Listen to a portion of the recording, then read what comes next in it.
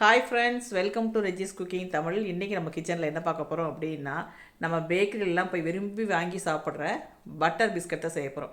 இன்றைக்கி நான் பட்டரில் பண்ணல, நெய்யில் பண்ணுறேன். இன்னிமே டேஸ்ட் ரொம்ப அதிகமாக இருக்கும், சூப்பராக இருக்கும். நம்ம கடையில் வாங்குகிற பட்டர் பிஸ்கட் வந்து மார்ஜரின் வச்சு செய்கிறது, நம்ம வந்து நெய்யில் செய்கிறோம்.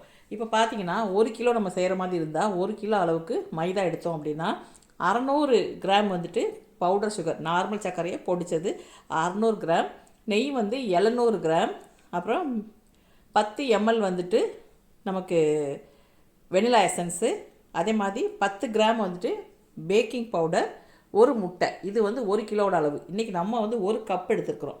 இப்போ இந்த கப்பில் வந்துட்டு 1 கப் எடுத்தால் இந்த கப்பில் ஒரு 60 கிராம் அளவுக்கு பவுடர் சுகரும், 70 கிராம் அளவுக்கு நெய்யும், வெனிலா எசன்ஸ் வந்து ஒரு டீஸ்பூனோட கொஞ்சம் குறைச்சி எடுத்துக்கலாம்.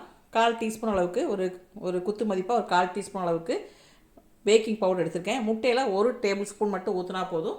முட்டை சேர்க்கணும்னு அவசியம் கிடையாது. முட்டை வேண்டாங்கிறவங்க முட்டைக்கு பதிலாக 1 டேபிள் ஸ்பூன் பால் ஊற்றி கூட பிசைஞ்சிக்கலாம், நல்லா வரும். இப்போ நம்ம வந்து ரொம்ப சிம்பிள் தான். இது அத்தனையும் போட்டோம் பிசைஞ்சு நம்ம கட் பண்ணி எடுத்து பேக் பண்ண போகிறோம். இப்போ எப்படி பண்ணுறதுன்னு பார்க்கலாம். ஃபஸ்ட்டு வந்துட்டு ஒரு பவுலில் நம்ம எடுத்து வச்சுருக்கிற 1 கப் மைதாவை சேர்த்துக்கலாம். அடுத்தது 60 கிராம் அளவுக்கு பவுடர் சுகர். அடுத்தது நெய் கொஞ்சம் கொஞ்சமாக ஊற்றி, நம்ம வந்து கொஞ்சம் நிறுத்தி வச்சுட்டேன், கொஞ்சம் கொஞ்சமாக ஊற்றி அப்புறமா பார்த்துக்கலாம். அடுத்தது பேக்கிங் பவுடர் ஒரு 1/4 டீஸ்பூன், அப்புறமா வெனிலா எசன்ஸ். அவ்வளோதான். இப்போ இதை நல்லா பிசைய ஆரம்பிச்சிடலாம்.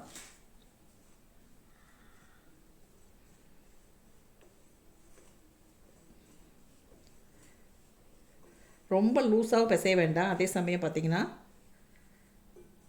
இந்த இப்படி கொழுக்கட்டை அப்படி பிடிச்சி விட்டால் எப்படி விடும், அந்த மாதிரி பக்குவத்துக்கு நம்ம பிசைஞ்சு எடுத்துக்கலாம்.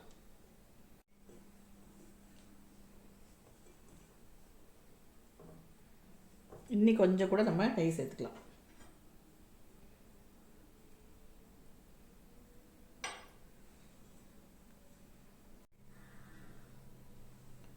கூடவே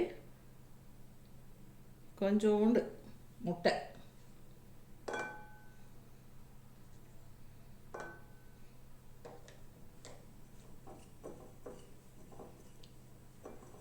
இந்த அளவு வந்து நமக்கு கரெக்டாக இருக்கும். 100 கிராமுக்கு 60 கிராம் 70 கிராம் அப்படிங்கிற கணக்கு வந்து கரெக்டாக இருக்கும். நம்ம இதை டேபிளில் போட்டுட்டு நம்ம வந்து ஷீட் பண்ணி எடுத்துக்கலாம்.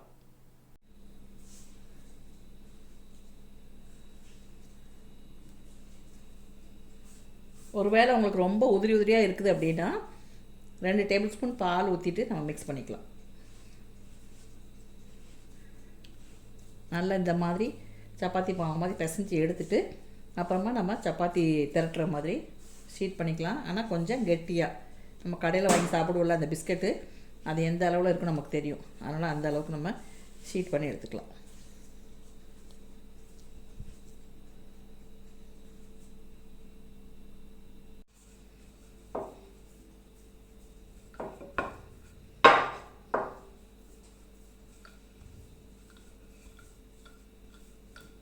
இந்த மாதிரி நான் வந்து ஷீட் பண்ணிவிட்டு அப்புறமா பார்க்கலாம். ஒருவேளை நமக்கு கையில் ஒட்டுச்சுன்னா கொஞ்சமாக மைதா டஸ்ட் பண்ணிவிட்டு அப்புறமா இந்த அளவுக்கு நம்ம ஷீட் பண்ணிடலாம்.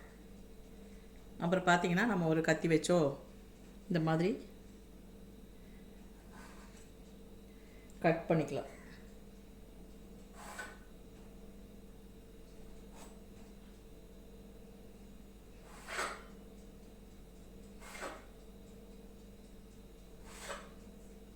இதே மாதிரி எல்லா பக்கமும் நீளமாக கோடு போட்டு கடைசியில் இப்படி குறுக்க கட் பண்ணி சின்ன சின்ன ஸ்கொயர் பீஸாக நம்ம வந்து வெட்டி எடுத்துக்கலாம்.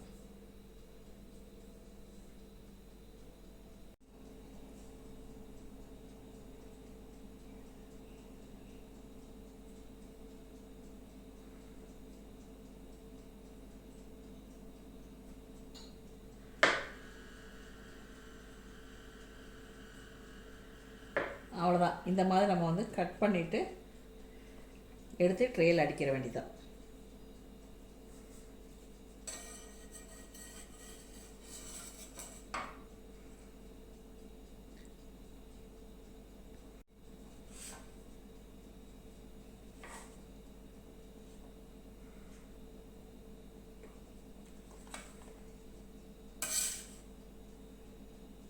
இப்போ பார்த்தீங்கன்னா நம்ம கட் பண்ணி வச்ச பீஸ் எல்லாம் ட்ரேயில் அடிக்காச்சு. இது நமக்கு வந்து பழகின ட்ரேங்கிறதுனால நான் வந்து பட்டர் ஷீட் போடல.